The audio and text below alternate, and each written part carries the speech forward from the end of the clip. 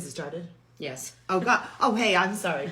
So we tried to go live, but we couldn't because the, unbeknownst to me, and that you can't go live if you don't have more than 1,000 followers. If you have less than 1,000 followers. So hopefully someday we'll get there and we can give you Or we're too old to figure it out. I don't know. We are totally old because we literally don't know what we're doing.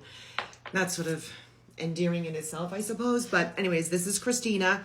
I did not know Christina before this started. She reached out to me asking me, basically she said, hey, in like this women's group, does anyone have the same judge? And I said, just call me. And for the last, I'd say, month, I've just been supporting her.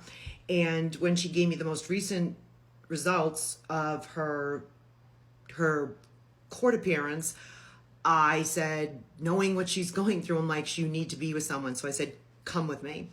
And as we've been together, I've learned more and more and more.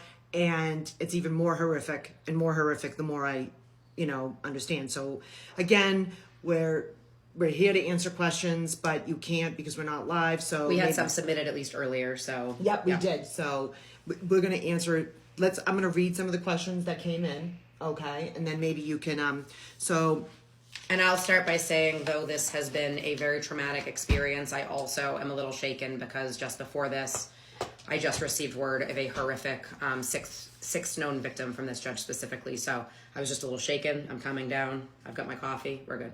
Yeah. So, let's start there then because, so here it is. She was just randomly reaching out and I said, oh, I had that same judge. And the coincidental or the similarities are just disturbing. And we're going to hyper focus on that first. And just to say it one time, the goal is to get her kids home to her. That is the goal of everything that we're doing. And so when Christina was on a call, through social media, she was on having a conversation with what is it, fifth or sixth? Sixth publicly speaking known victim. Which is, we did not expect this. We just were thinking that maybe this particular judge had it out for Christina, or maybe this particular judge had maybe a medical issue that was, justifying for these behaviors. So now that we have found other individuals, again, including myself, but this is not about me as much as everyone wants to make it about themselves, it's about Christina. So this particular person, are they currently with their kids? I didn't get that far. This was literally like breaking news, 5 minutes ago. It was horrific. And the parallels that all of these cases have is very, very confusing forced unification with abusers. Okay. Even children as old as 17 years old. Bizarre. Because usually at 6, so I have 4 daughters, and by the time they were 15 or 16, they could make their own choices. When my father threatened that if my mother left him, he would take me and she would never see him again. And when they got divorced when I was nearing 18, he vaguely made that threat to me. And I said, there is nothing you can do to make me go with you.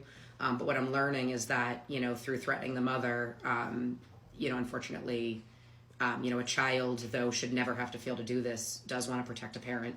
And you actually can force a child, and not just a 9-year-old like mine or a 5-year-old, but unfortunately even a 17-year-old. Right. All right. So I've written down some questions, and one of the biggest questions that we're getting is, this is like, I want to get this on the table. Like, why are you going on social media? And don't you think that could hurt your case? So that's a really great question. And in the past, when I had posted anything on social media, even something very benign and small, nothing even about my husband, I was threatened that it would look really bad in court. And so for that, I was silent. I was silent that if I said anything publicly, I would get punished. And my main concern was to protect my children, and I would do anything at all possible. So I've had countless friends, even people that have met me in the span of my divorce proceedings that didn't know me prior, that said, I had no idea things were that bad. And I responded and I said, well, of course you didn't, because I didn't talk about them because I couldn't.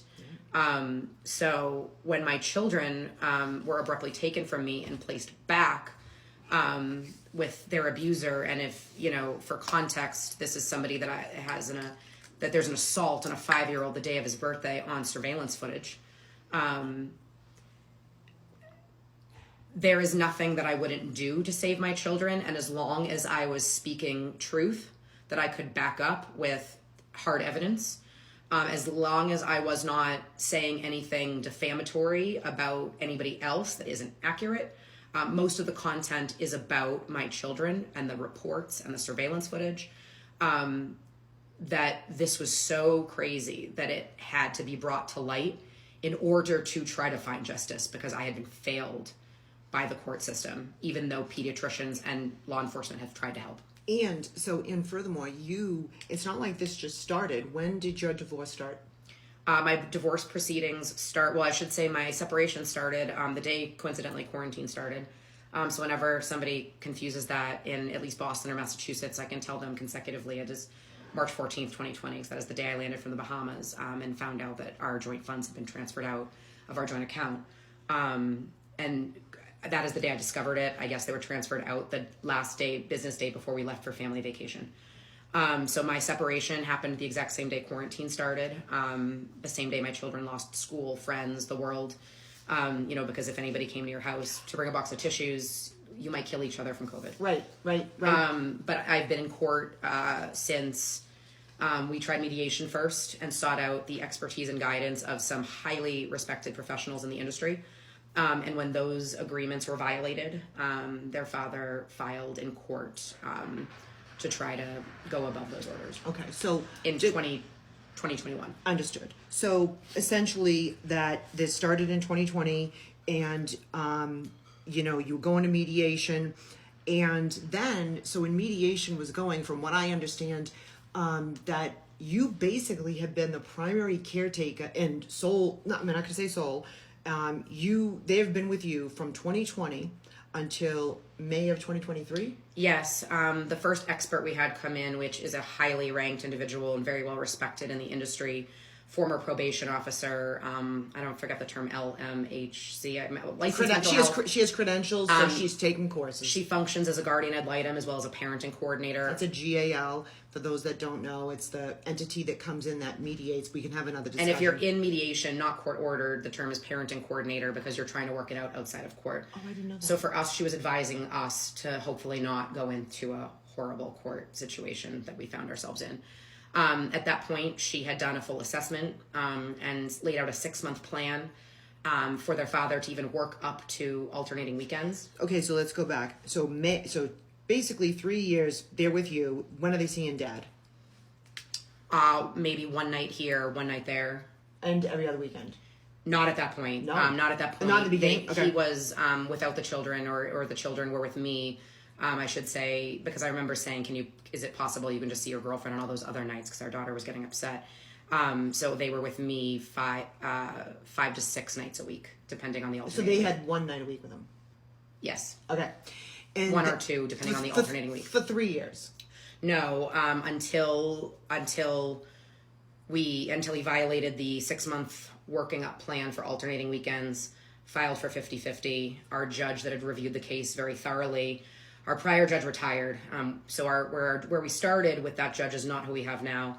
And when we started with our presiding judge, she had ordered him alternating weekends and to finally pay child support in a respectable amount. That was May. And that was in May of 2021, roughly, yes. Okay. Yes. So May of 2021, that's when it went to, so for 1 year, they were basically with him possibly one night a week. Then a year later, then it was alternating weekends. Alternating weekends. Fair enough. Mm-hmm. So then that was 21. 2 years later, you have a great judge you had, it sounds like, and you're so lucky he's only your second judge. She is my second judge. She yes. is. Oh, sorry. I've had 8, but mine's done. Mine's old news, but 2. Wow. But even so, consistency is so important. So now in May, you go in, and what happens? On May of 2023, all orders were overturned that were in order to protect the children by our current judge abruptly. So and given 50-50. 50-50. Correct. Okay. And now that's happening, 50-50.